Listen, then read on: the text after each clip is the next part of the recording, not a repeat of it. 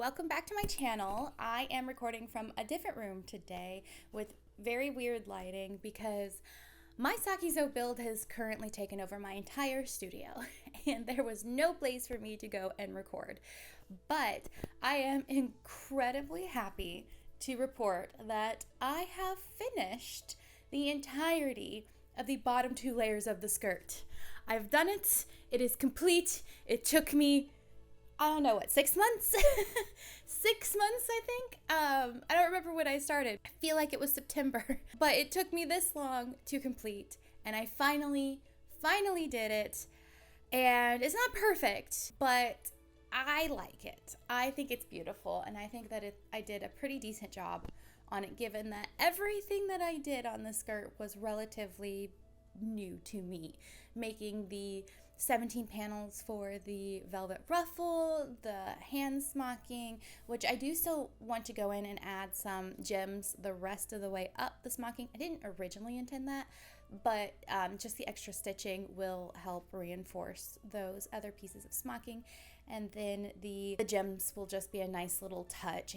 So it's been a while, so I'll just explain what I've done so far with this skirt since it has been so long since we have looked at it as a whole. So the skirt I am putting together in 4 layers, and I'm doing it with 2 separate waistbands because I just do not think that a single waistband will hold up the weight of the entirety of this piece. The lower skirt is simply a red and white circle skirt base that I patterned, and then a white ruffle that goes all the way around the bottom. This I created, it's kind of like a petticoat really. I created it because I knew that the velvet would have like a scalloping effect on the edge, and anywhere where the red velvet sort of pulled up, I didn't want you to see the pink petticoat or my feet. So I created the ruffle so that you'd get that white ivory fabric showing through if that was visible. So I have that one. And it was made with that horrible satin from Zella fabric. I'm still kind of grumpy about that. And then I created the upper skirt, which is also a red and white circle skirt. And then I cut out 17 individual panels. I sewed all of those together, and then I gathered up at the seams, and then I gathered in the middle of those panels. So that created that lovely draping effect. That took me a really long time to figure out, if you recall, but I figured it out, and I really liked the way that it looked. And I used velvet, which was also not the best choice. I chose it because I love the way that velvet drapes, but it was very difficult to work with and to figure out how to actually hem it, which I wound up doing just a bag hem. I created 17 more panels, those little scallop panels, out of satin, and then I gathered those up individually and then sewed it around the bottom of the hem and then pulled it up and attached both of them together. So it's kind of like a little bag on the bottom of the overskirt.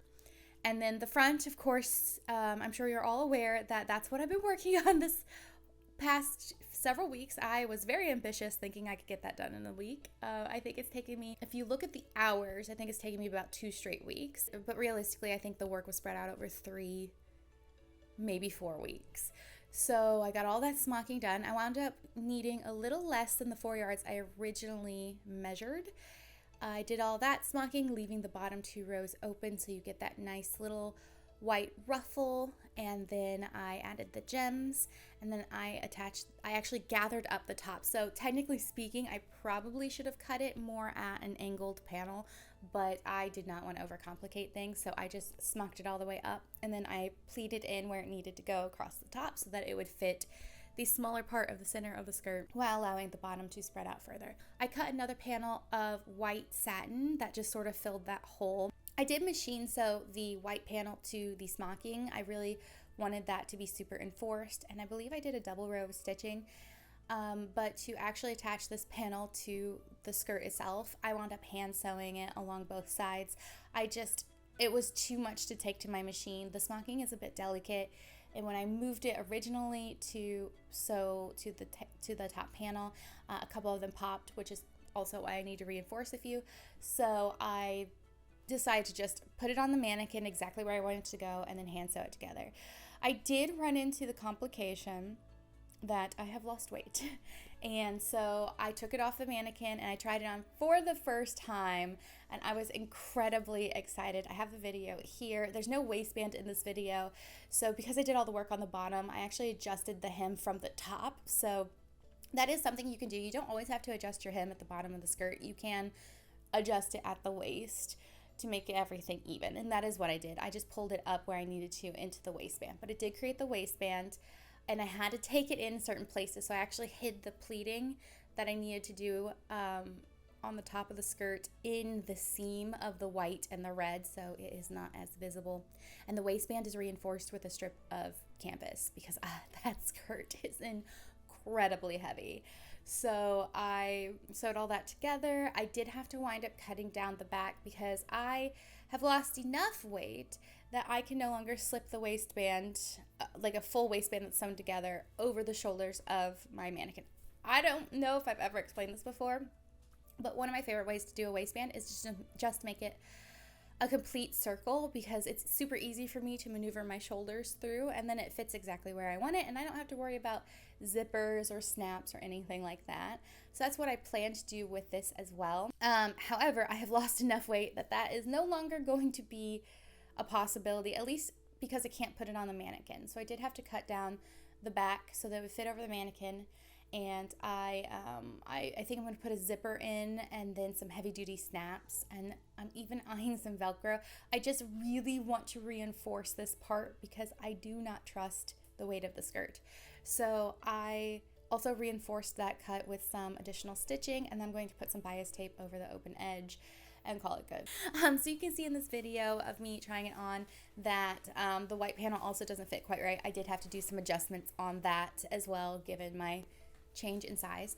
But after I tried it on and figured out how much I needed to take it in, I created the right waistband and put it all together. I did have to also add in a strip of fabric in the front, kind of like a little patch. It's a bit strange, but it has a purpose. I noticed that the slope of the skirt, it would come down nicely from my waist, and then where that smocking started, of course, because it's the smocking, it comes down like this and then oops, out like that. And I did not trust that to lay smoothly underneath the paneling that's going to go on top.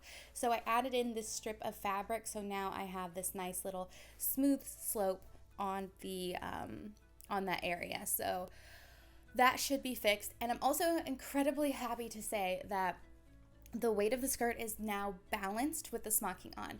I was a little concerned, I can't remember if I've ever said this before, but I was a little concerned that the weight of the velvet was pushing the hoop skirt forward, so I was lifting everything up and looking kind of silly. So I was going to put in a reinforcement strap that sort of holds it against your body in the exact position you want the hoop skirt to be in, so that the weight of the skirt doesn't change it, which I'm still going to do because I think moving in this will be a bit weird, and I want it to stay in place. I don't want it to like swing forward and back and forward and back. So I'm going to add that additional structure to the hoop. But at the time, or right now, I don't have it made. So when I had all of the velvet hanging off of it, it was pushing that hoop skirt forward, kind of funny. But when I put the smocking on, it pushed the hoop skirt back into its correct position.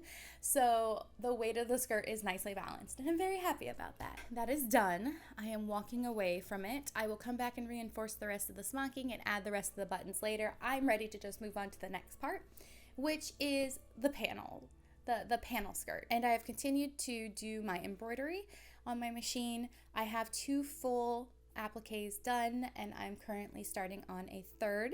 I've decided to completely remake the original panel that I made, which is fine because I kind of had that in my head from the beginning.